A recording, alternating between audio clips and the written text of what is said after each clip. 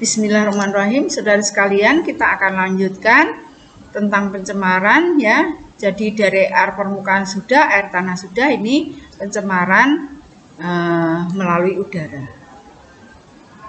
Nah, proses pencemaran udara umumnya adalah dari industri ya, dari industri atau dari daerah permukiman gitu ya. Ini nantinya akan mengeluarkan gas yang berupa satu SOX, NOx, oksida, ya ini nanti akan berubah H2SO4 yang SOX, kemudian NOx itu akan berubah HNO3 kalau dia bercampur dengan air hujan, ya.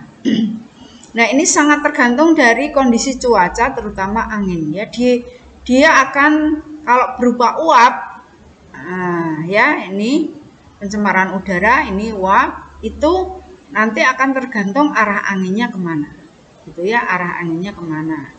Kemudian nanti ketika ketemu dengan hujan, maka turunnya hujan itulah yang tempat lokasi terjadi pencemaran, ya, jaraknya bisa beberapa kilometer. Nah, tadi sudah saya singgung SOX ya, SOX, SO2 dan bentuknya SO2 dan SO3. Nah ini berubah tajam ya, nanti bisa konsentrasinya 0,3 sampai 1 ppm. Materi ini mudah terbakar dan berasal dari pembakaran, sifatnya reaktif dan mudah bereaksi dengan uap, bentuknya nanti H2SO4. Kemudian asam sulfat mudah bereaksi dengan benda-benda yang mengakibatkan kerusakan berupa korosi dan proses kimia yang lainnya. Nah, prosesnya adalah seperti ini, ya, ini. Kemudian gas HSO4 ini dapat berbentuk garam sulfat bila bertemu dengan oksida logam. Nah, ini ya, bentuknya ini. Jadi udara dengan uap air. Kemudian bentuk sulfitnya adalah ini. Jadi kalau ini ketemu dengan air, ya, H2SO4 jadi SO2 ketemu dengan H2SO4, bentuknya ada asam sulfit H2SO4. Ini juga reaktif. Nah, pencemaran udara ini bisa berdampak lokal, gitu ya. Berdampak lokal ini biasanya berasal dari kendaraan bermotor, ya, CO, O3, PB. Nah ini umumnya akan membentuk kutub panas kota. Artinya gini, jadi kalau kita masuk ke kota dari daerah yang tidak tercemar ke daerah yang tercemar, itu hawanya akan lebih panas di daerah kota daripada di luar kota. Ya, ini karena terjebak ya, udaranya itu terjebak, CO2-nya terjebak, PB-nya terjebak dengan gedung-gedung yang tinggi. Nah, dampaknya secara langsung itu nantinya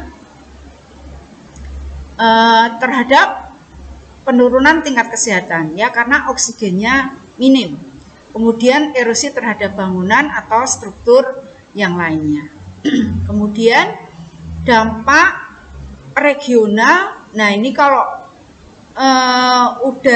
pencemaran udara itu sangat banyak, maka terjadi dampak regional. Regional itu sudah jadi antar kota, misalnya kota yang berdekatan gitu ya. Kalau Jakarta itu Jabodetabek, kalau Surakarta ya Subo-Suko, Wonoslaten, itu regional.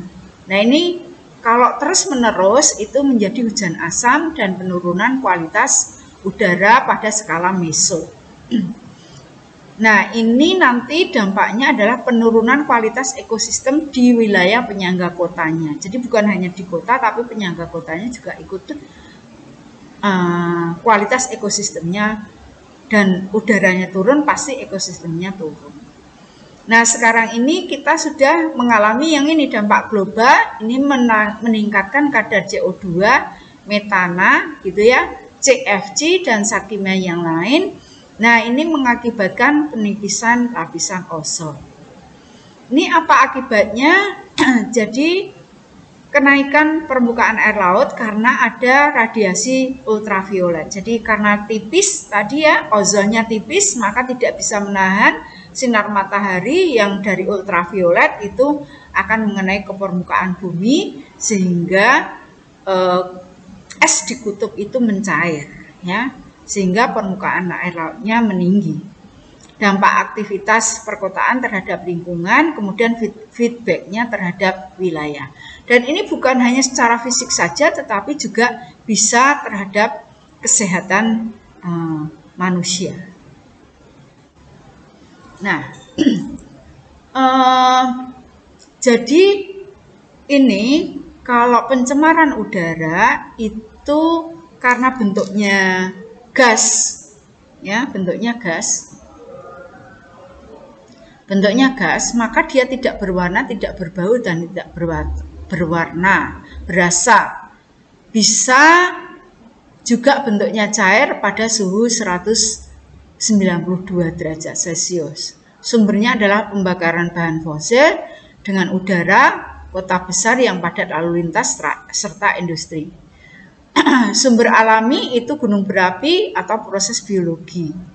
Nah, ini terbentuknya CO yang tadi SO, NO ya, ini adalah pembakaran bahan bakar fosil. Makanya sekarang BBM itu kita menggunakan Pertalite dan premiumnya sudah tidak terpakai lagi ya. Dan Pertamax ini sudah mengurangi bahan bakar fosilnya itu ya.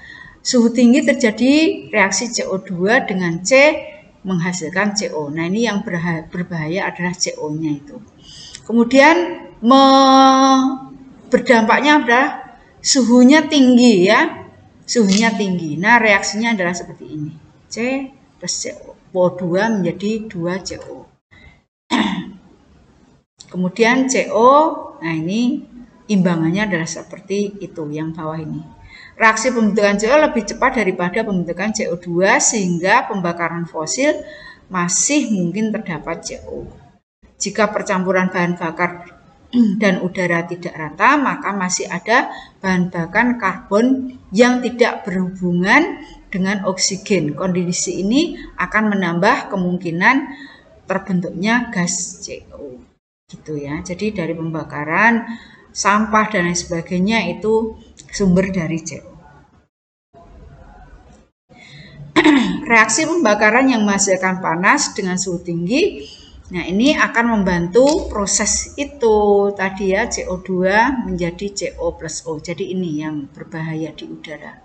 Semakin tinggi suhu hasil pembakaran, maka jumlah gas CO2 yang terdisosiasi dari CO plus O akan semakin banyak. Nah, ini memicu terbentuknya CO.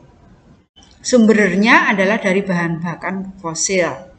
Tanah yang terbuka dapat membantu penyerapan gas CO. Nah, ini disebabkan oleh mikroorganisme dalam tanah mampu menyerap CO yang terdapat di udara. Angin itu juga mengurangi konsentrasi CO pada suatu tempat karena dipindahkan ke tempat yang lain. Jadi konsentrasinya menjadi berkurang karena dibawa oleh angin. Tapi mungkin luasannya menjadi lebih besar. Nah, ini daur fotolitik nitrogen, yang ini nitrogen ya, NO2 seperti ini. Jadi ultraviolet sinar matahari, kemudian NO oksigen, kemudian menjadi oksigen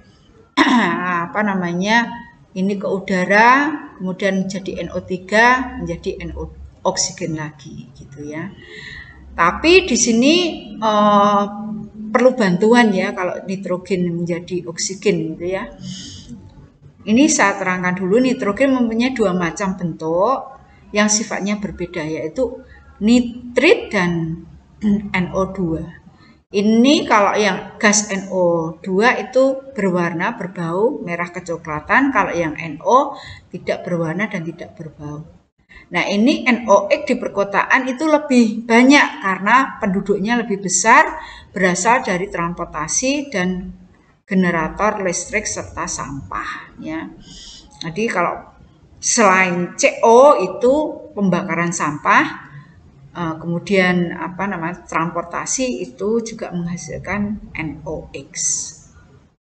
Nah, ini keberadaan NOx di udara dipengaruhi oleh sinar matahari ya. Nah, ini prosesnya adalah seperti ini. Seperti ini ya prosesnya. Nah, itu ya proses pencemaran udara. Jadi yang menghasilkan gas itu yang menjadi sumber pencemar udara. Sekian dulu dari saya. Terima kasih atas atensinya.